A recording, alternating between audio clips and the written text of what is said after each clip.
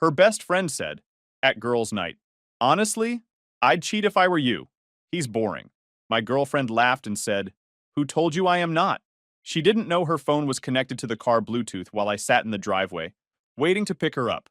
When she opened the door, I handed her the keys and said, "Uber's more exciting anyway." So here's the thing about being the dependable guy.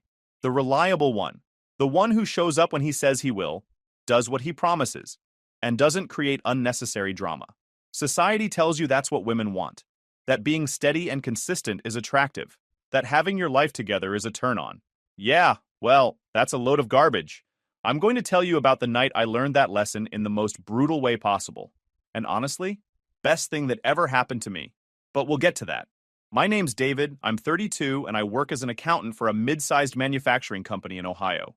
Not the most exciting job, I know, but it pays well, has good benefits, and I'm home by 5:30 most days. I own my condo, drive a decent car, hit the gym 4 times a week, and have my finances in order. By all accounts, I had my life figured out. The condo was a 2-bedroom place I'd bought 3 years back. Nothing fancy, but it was mine. No roommates, no landlord, no drama. I'd furnished it carefully over time, piece by piece, making sure everything I bought was quality, the kind of stuff that lasts. I had a solid routine down. Wake up at 6, gym by 6:30, work by 8, home by 5:30, meal prep on Sundays, finances reviewed every Friday night. I know how that sounds. But there's something satisfying about having your life organized, about knowing where you stand. I'd been dating Amber for 3 years. We met through mutual friends at a barbecue. She was 29, worked in retail management at one of those upscale department stores, and had this infectious energy that drew people in. The kind of person who could walk into a room and immediately become the center of attention. She was always laughing, always had some story about her coworkers, always knew about the newest restaurant or event happening in town. I liked that about her initially. I'm more introverted, more measured. We seemed to balance each other out. She'd drag me to social events I would have skipped, and I'd provide the stability and calm she claimed she needed after dealing with chaos at work all day. The first year was good. We'd cook dinner together, watch movies, take weekend trips. Normal couple stuff. She seemed happy. I was happy. Year 2 is when I started noticing changes. She'd get restless during quiet nights in, started sighing when I'd suggest staying home, would scroll through her phone during conversations. I chalked it up to work stress. Year 3 is when Blake showed up. New guy at her store. Suddenly it was Blake this, Blake that. Blake had this brilliant idea. Blake closed this massive sale. Blake suggested this great lunch spot. Every single day Blake was part of the conversation. Every time I'd mention how much she talked about him, she'd get defensive. Tell me I was being insecure, that he was just a coworker, that I was reading into things that weren't there. So I backed off. That's what you do when you trust someone, right? Yeah, look where that got me. Or so I thought. Looking back now, I can see all the signs I ignored. The way she'd get bored during our quiet evenings at home. How she'd scroll through her phone while I talked about my day. The increasing frequency of girls' nights out. The new interest in her appearance that coincided with a new hire at her store. Some guy named Blake who she mentioned way too often for someone who was supposedly just a coworker. But I'm getting ahead of myself. 3 months before everything imploded, Amber started pushing hard for us to move in together. Her lease was coming up, and she wanted to find a place together. Told me it was the natural next step, that we'd been together long enough, that it would be more practical financially. She started sending me listings. Apartments with bigger kitchens, places with gyms in the building, condos near my work. She'd sit on my couch scrolling through rental sites, pointing out features she thought I'd like. I wasn't against the idea, but something in my gut was telling me to pump the brakes. I liked my space, liked my routine, and I wanted to be certain before taking that step. So I told her I needed time to think about it, that I wanted to be thoughtful about the decision rather than rushing. She did not take that well. Suddenly, I was being accused of not being serious about the relationship, of being emotionally unavailable, of not prioritizing her. All because I wanted to think about a major life decision. We had our first real fight. She cried, said she felt like I was stringing her along. I stayed calm, said I wasn't saying no, just not yet, that we could talk about it again in a few months.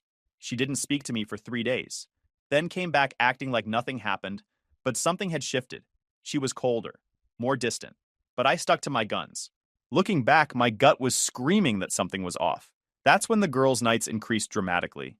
What used to be occasional became every single Thursday, plus random Fridays. Sometimes Saturdays. She'd text me in the afternoon. Going out with the girls tonight? Don't wait up. Or, Jessica needs me tonight. Girl crisis. Or, Rachel's having a rough time. Dinner and venting. Always vague. Always just believable enough that questioning it would make me look controlling. She'd come home late smelling like restaurant food. Immediately shower and get ready for bed. Wouldn't want to talk much. Just, it was fine. Same old stuff, you know how it gets. Then an hour on her phone before falling asleep. Screen angled away from me. Nothing concrete. Just enough to make that voice in the back of my head louder. But I pushed it down. Told myself I was being paranoid. The Thursday that changed everything started normal. Woke up at 6. Gym by 6:30. Work by 8. Regular day. Regular meetings. Around noon, Amber texted. Heading out with Jessica and Rachel tonight after work. Jessica's been dealing with ex drama all week. She needs us. Can you pick me up around 10:30 from Jessica's place? Sure, I typed back. No problem. What time you off work? 5, she said. Probably grabbing dinner first, then heading to Jessica's to hang. You're the best, thank you. That last part should have been a red flag. She only got extra appreciative when she felt guilty. Okay, babe, I sent. See you tonight. Have fun. She sent back a heart emoji. I finished my afternoon. Quarter-end reports. Client call. Boss meeting. Left work at 5:30 sharp. Hit the gym. Leg day. Full hour. Stopped at the grocery store after. Chicken, vegetables, meal prep supplies. Home by 7:30. Made dinner. Grilled chicken. Roasted broccoli. Rice. Ate while watching that World War II documentary I'd been working through. 8:30. Started meal prep. Cut vegetables. Seasoned chicken. Portioned everything. By 9:30, my fridge was stocked for the week. Cleaned the kitchen. Took a shower. Checked the time. 10:05. Jessica's place was 20 minutes away. I grabbed my keys, wallet, phone, put on a jacket. The temperature had dropped. Checked my gas tank through the app. 3/4 full. More than enough. Left at 10:15. Windows cracked. Cool night. Some podcast about financial planning playing. 20 minutes later, I pulled into Jessica's parking lot. Found a spot near her building. Texted Amber. Got here early. Take your time, no rush. She read it immediately. No response. I put my phone in the cup holder. Turned on music. Figured I'd wait a few minutes. That's when Amber's phone connected to my car's Bluetooth. See, she'd connected her phone to my car months ago. We'd been on a road trip and she wanted to play DJ. I never thought to remove the pairing because why would I? I trusted her. And she clearly forgot it was paired because what happened next? Yeah, my music cut out. There was a second of silence. Then I heard voices. Clear as day, like they were sitting in my car with me. It was Amber and her friends. I recognized Jessica's voice immediately, and another girl, Rachel, who worked with them. I should have disconnected right then, should have turned it off, but I didn't. I sat there frozen as their conversation flooded through my speakers.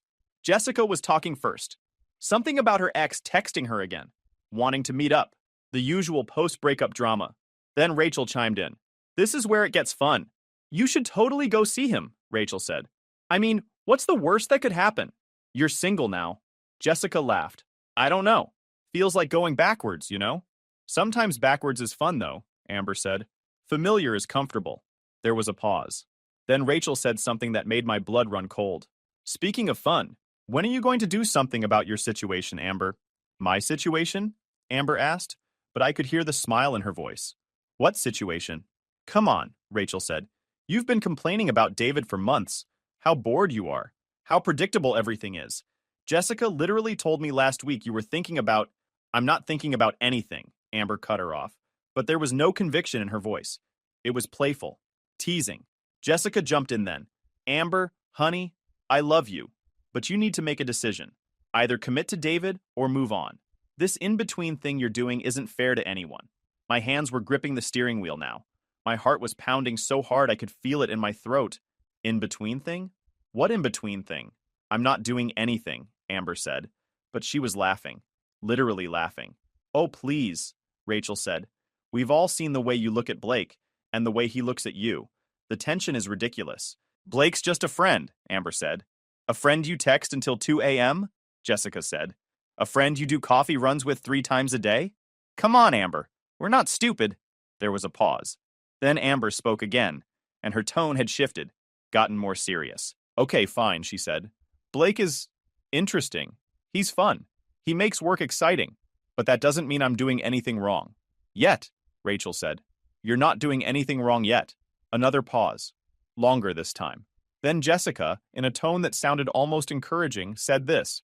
Honestly, I'd cheat if I were you. David's boring. He's stable and he's nice, but boring. You're 29, Amber. You should be having fun, not playing house with an accountant who gets excited about meal prep. They all laughed. All three of them. I felt something crack inside my chest. Something that had been holding everything together. And then Amber spoke. And with 5 words, she destroyed 3 years. Who told you I'm not? Silence. Then squealing. High-pitched, excited squealing like she'd just announced an engagement. Wait. What? Rachel practically screamed. Are you serious right now? Oh my God, Amber, Jessica said. How long has this been going on? I couldn't hear Amber's response. Not because the Bluetooth cut out, but because my ears were ringing. My vision had tunneled. Everything around me felt distant and muffled, like I was underwater. Who told you I'm not? She wasn't planning to cheat. She was already doing it. I sat there in my car, in that parking lot, while the 3 of them dissected my girlfriend's infidelity, like it was juicy gossip, like I was some punchline, some boring obstacle she'd finally gotten around to stepping over. They were talking about Blake, about when it started. Apparently it had been going on for about a month. Nothing serious, Amber claimed. Just fun. Just excitement. Just something to break up the monotony of dating someone stable. My phone buzzed. A text from Amber. Coming down now. I looked at my phone, then at the steering wheel, then at the apartment building where my girlfriend was about to walk out, completely oblivious to what I'd just heard. And something clicked in my brain. Something cold and clear and absolutely resolute. I wasn't going to cry, wasn't going to yell, wasn't going to make a scene.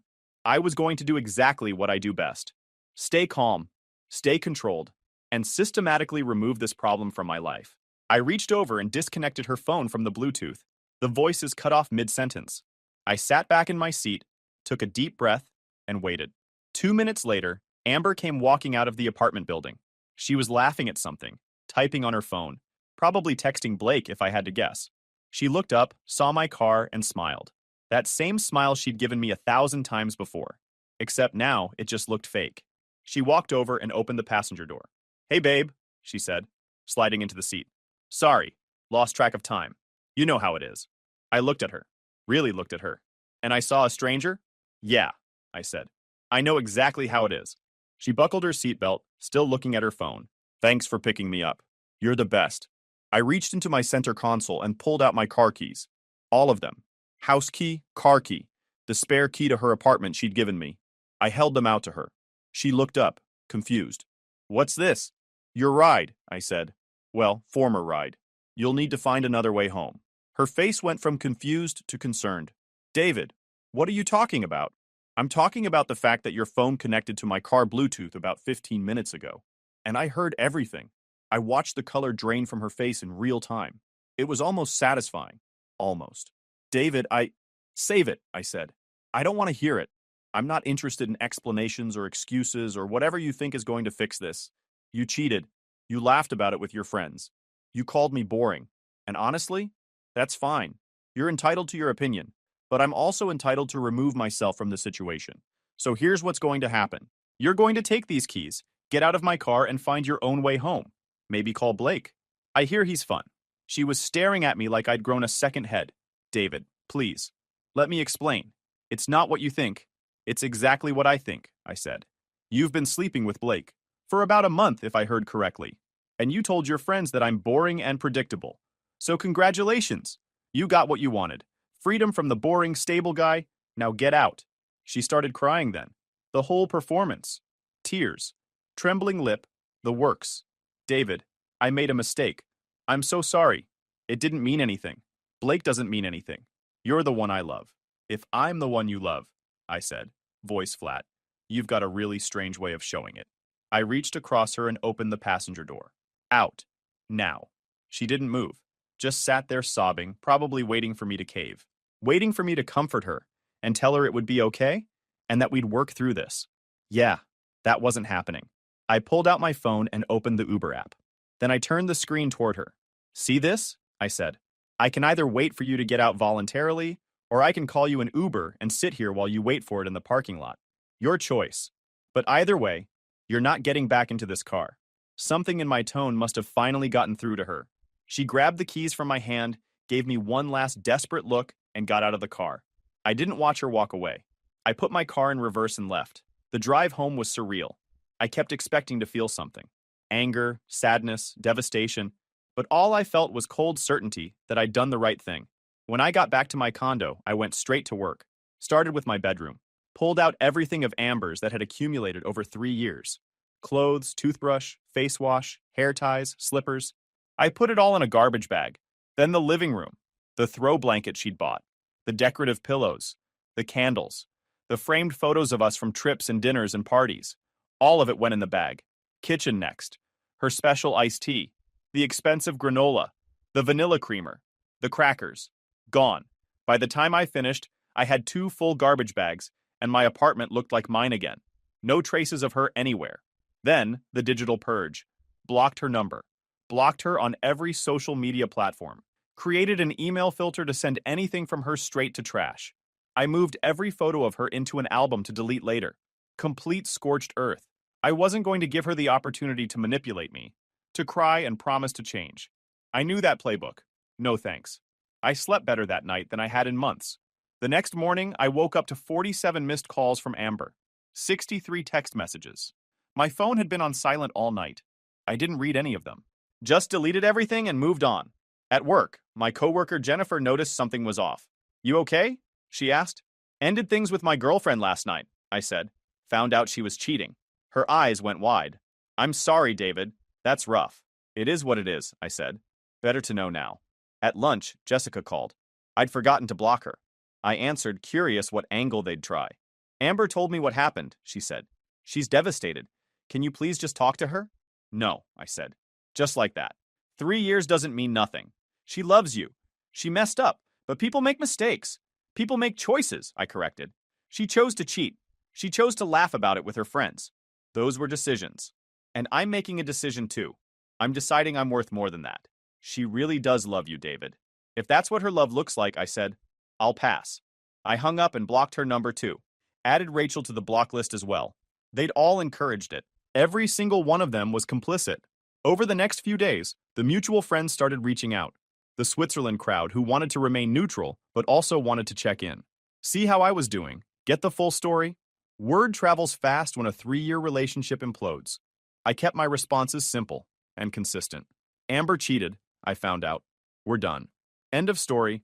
No elaboration, no details about the Bluetooth situation, no emotional breakdowns. Just facts. Some people tried to push for more information. Asked if I was sure. Suggested maybe it was a misunderstanding. Maybe I'd overreacted. Maybe I should give her a chance to explain. I wasn't interested in relitigating it. The facts were clear. She admitted to cheating. I overheard her admit it while laughing about it with her friends. There was no ambiguity here. No room for interpretation. The ones who pushed too hard got cut off too. I wasn't going to surround myself with people who thought infidelity was negotiable, or who felt the need to defend her actions. If you can't respect my boundaries, you don't need to be in my life. About a week after the breakup, my buddy James called me. He'd been on a guy's trip when everything went down, so he was just hearing about it. "Bro," he said, "I heard about Amber. That's rough." "Yeah," I said. "It was what it was. You doing okay?" "Honestly, better than I expected. Feel like I dodged a bullet." He laughed. "That's the spirit. Look, I'm having some people over Saturday for the game. You should come by. Get out of your head for a bit." I appreciated that. James was good people. Didn't try to psychoanalyze the situation or offer unsolicited advice. Just showed up and invited me to hang out. So I went. And it was exactly what I needed. Just some guys, some food, some football. Normal, drama-free existence. Nobody mentioned Amber. Nobody asked intrusive questions. We just watched the game, talked about regular stuff, and had a good time. At one point, James pulled me aside. "You know everyone's talking about what happened, right?" "I figured," I said. "Amber's been telling people her side of things, saying you overreacted, that it wasn't as bad as you made it seem." I shrugged. "Let her tell whatever story she wants. I know what I heard." "Good," he said. "Because between you and me, half our friend group thinks she's full of it anyway. The other half will figure it out eventually." I wasn't worried about the friend group politics. The people who mattered would understand. The ones who didn't weren't worth keeping around anyway. Life continued. Work stayed busy, which was good. gave me something to focus on other than the relationship wreckage. I threw myself into a few projects that had been on the back burner, picked up some overtime when it was offered, and started actually enjoying my routine again without someone constantly criticizing it. Turns out, when you're not constantly managing someone else's boredom and drama and need for excitement, you have a lot more energy for yourself. Who knew? About 3 weeks after the breakup, I was at the gym when I ran into Blake. Well, I didn't run into him. He approached me, looked uncomfortable as hell. "Hey man," he said, "can we talk?" I didn't stop my workout, just kept doing my reps. "Sure. Look," he said, "I know about everything, and I just wanted to say I didn't know she was in a relationship when things started." I paused mid-rep and looked at him. "You work with her. You knew she had a boyfriend. Everyone at your store knew. He had the decency to look ashamed." "Okay, yeah. But she made it sound like things were basically over, that you guys were on the verge of breaking up anyway." "Did she?" I said, going back to my workout. "That's interesting, because we were literally planning to move in together. But sure, basically over." Blake shifted his weight awkwardly. "Look, I'm not trying to make excuses. What happened was messed up. But for what it's worth, I ended things with her last week. That got my attention." "Oh yeah?" "Yeah. She's a lot. Drama, manipulation, constantly playing the victim. I realized pretty quick that I'd stepped into a situation I wanted no part of. I almost felt bad for him. Almost. But mostly I just felt vindicated." "Well," I said, "thanks for the warning. Little late, but appreciated." He nodded and left. I went back to my workout, feeling even better about my decision. If Blake, the exciting coworker she'd risked everything for, couldn't handle her for more than a month, that told me everything I needed to know about who she really was. 2 months post-breakup, I was doing great. Better than great, actually. I'd started dating again, casually. Nothing serious, just getting back out there. Remembering that I had value and options and didn't need to settle for someone who treated me like a backup plan. I'd also made some changes to my life. Started taking guitar lessons, something I'd always wanted to do but never made time for. Picked up hiking as a hobby. Started saying yes to more social events. Turned out I wasn't boring. I'd just been boring with the wrong person. Then I got a text from an unknown number. "David, it's Amber. Please don't delete this. I know I don't deserve to talk to you, but I need you to know how sorry I am. I made the biggest mistake of my life, and I think about it every single day. You were the best thing that ever happened to me, and I destroyed it. If there's any chance at all, that you'd be willing to talk to me, I would do anything to make this right. I love you. I never stopped loving you." I read it 3 times.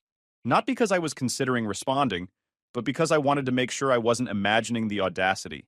Then I blocked that number too. No explanation, no closure, no final conversation, just silence. Because here's the thing people don't tell you about being the reliable guy, the stable guy, the boring guy. You learn real quick who actually values those qualities and who just wants a safety net while they go chase excitement. Amber wanted excitement. She got it. And from what I heard through the grapevine, Blake wasn't the only one. After he ended things, she apparently went through a whole string of exciting guys. None of them lasted. None of them gave her the stability she'd taken for granted. And now she was alone, realizing that maybe boring and predictable weren't the worst things in the world. But that wasn't my problem anymore. About 4 months after everything went down, I was at a coffee shop working on a side project, financial consulting for small businesses, something to keep my mind sharp and make extra money on weekends. A woman approached my table, mid-20s, professional looking. "Excuse me," she said. "I don't normally do this, but I've seen you here a few times. Are you a financial consultant?" I looked up. Yeah. I'm an accountant, but I do consulting on the side." She smiled. "Perfect. I'm starting a business and I'm lost on the financial side. Any chance you'd be willing to chat about it?" "Sure," I said. "I've got time now." Her name was Olivia. She was starting an online boutique and needed help with books, taxes, and financial modeling. We talked for 2 hours. She was sharp, asked good questions, took notes. I found myself enjoying it. Not just teaching, but her. She wanted to understand, not just be told what to do. By the end, I'd agreed to help her set up her financial system. And then she asked if I was single. I wasn't expecting that, but I was interested. For the first time in 4 months. "I'm single," I said. "Yeah, I'd like that. Let's get the business stuff figured out first, then we can do dinner." "Perfect," she said. Over the next 3 weeks, we met 4 more times. I helped her set up bookkeeping software, walked her through tax implications, built a financial model. She was a quick learner. By our 4th meeting, she had a comprehensive plan. You're all set, I told her. Thanks to you, she said. What do I owe you? How about dinner instead? I said. We went to an Italian place that night. Talked for 3 hours. She told me about growing up wanting to do fashion but getting a business degree to be practical. About how she was ambitious but understood starting a business was hard. I told her about my life, my work, my approach to planning. I was honest about the breakup. 3-year relationship, girlfriend cheated, I found out, ended it immediately. She didn't judge, just said that sounded hard. Then she said, for what it's worth, I don't think you sound boring at all. You sound like someone who has his life together. And that's attractive. Something in my chest unclenched. That was 6 months ago. We've been dating ever since. Olivia thinks my stability is attractive. She appreciates that when I say I'm going to do something, I follow through. Her boutique launched 3 months ago, and it's doing better than projected.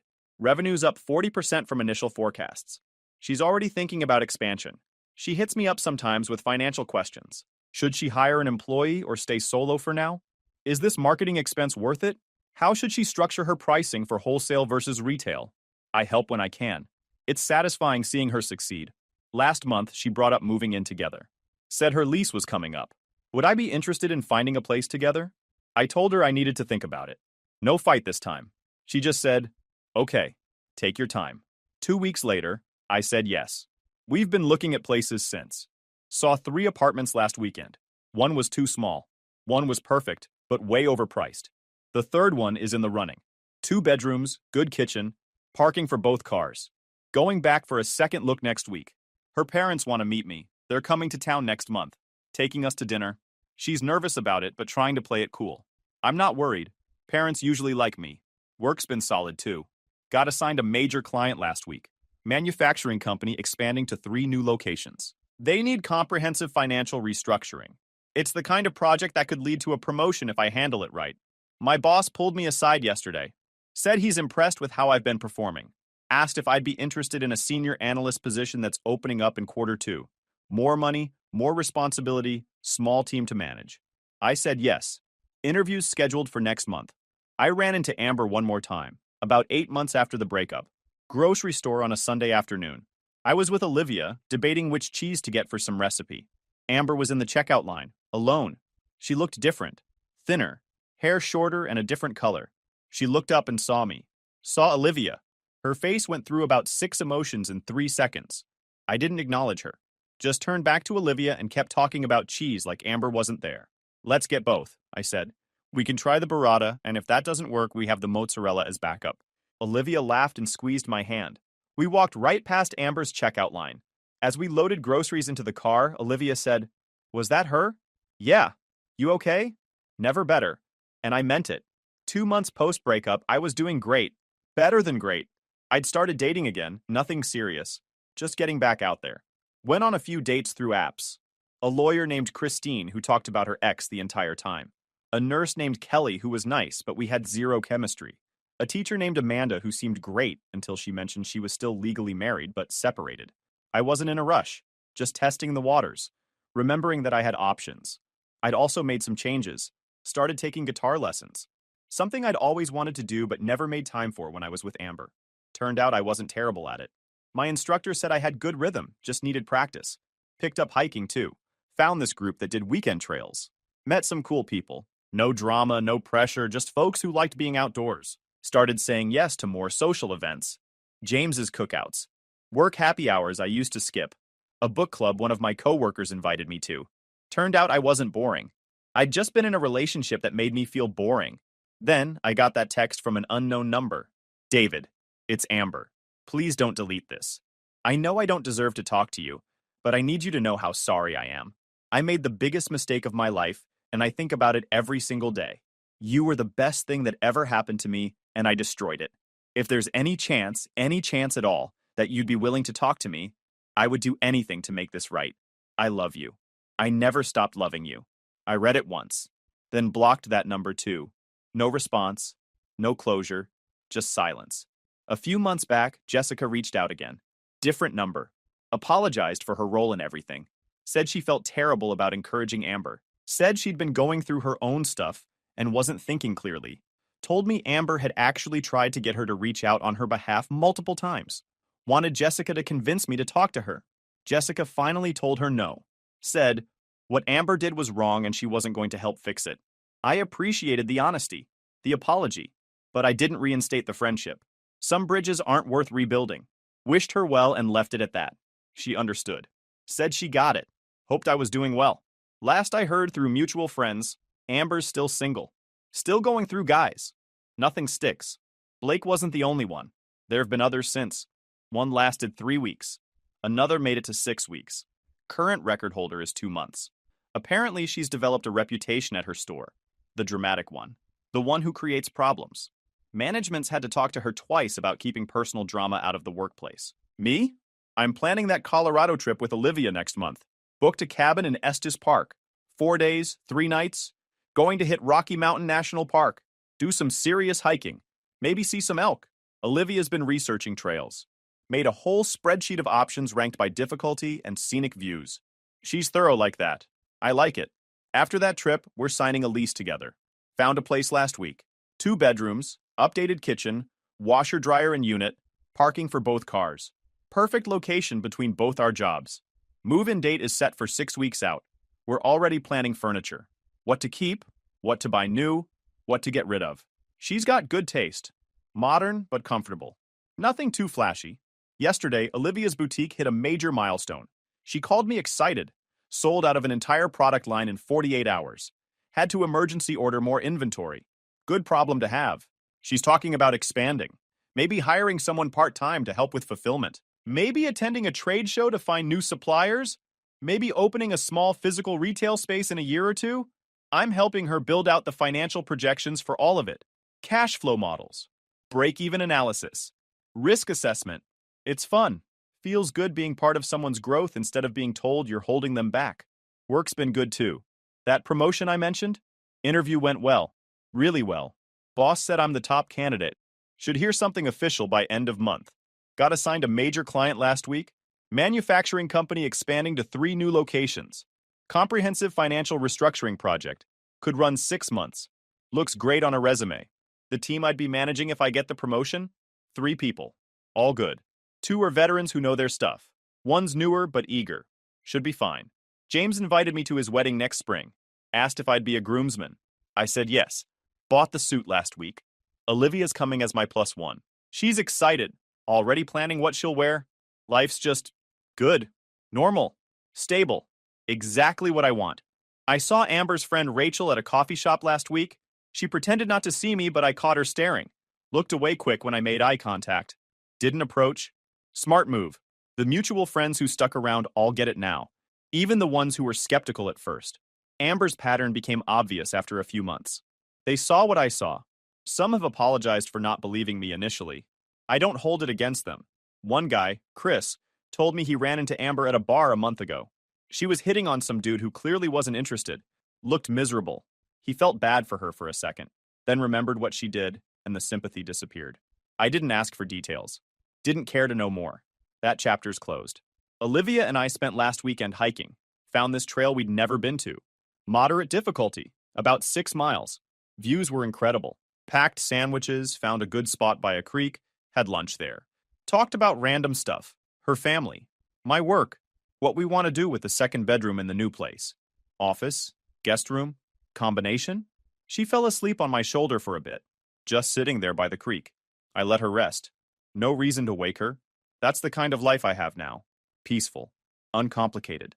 No constant drama or need for excitement or validation from multiple sources.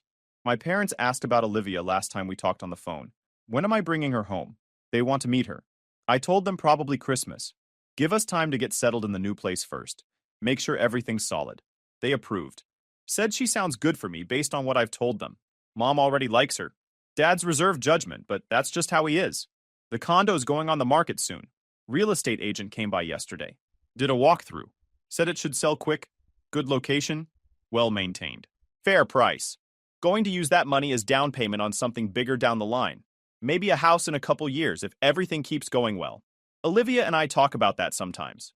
Future plans. What we want. Where we see things going. Kids eventually, maybe. Not for a while, but someday. It's all very mature. Healthy. Adult. Everything with Amber was chaos pretending to be a relationship. This is actually a relationship. I deleted those photos from my phone last month. The ones I'd put in that album to delete later. 30 days turned into 8 months, but I finally did it. Clicked through and deleted every single one. Felt nothing when I did it. Just freed up storage space on my phone. Olivia's meeting my friends this weekend. James is having a cookout. She's excited. Little nervous, but excited. I told her they'll love her. And they will. She's easy to be around. No drama. No games. Just a good person who appreciates having someone reliable in her life. That's my story. Found out girlfriend was cheating through car Bluetooth. Ended it immediately. Blocked her everywhere. Met someone better. Moving forward. No revenge plots. No trying to ruin her life. Just moved on. And that worked out perfectly. Guys, we are so close to hit 100,000 subscribers on this channel. If you are not subscribed to the channel, please consider subscribing. It really helps hit that 100,000 mark. Thanks for making this dream come true.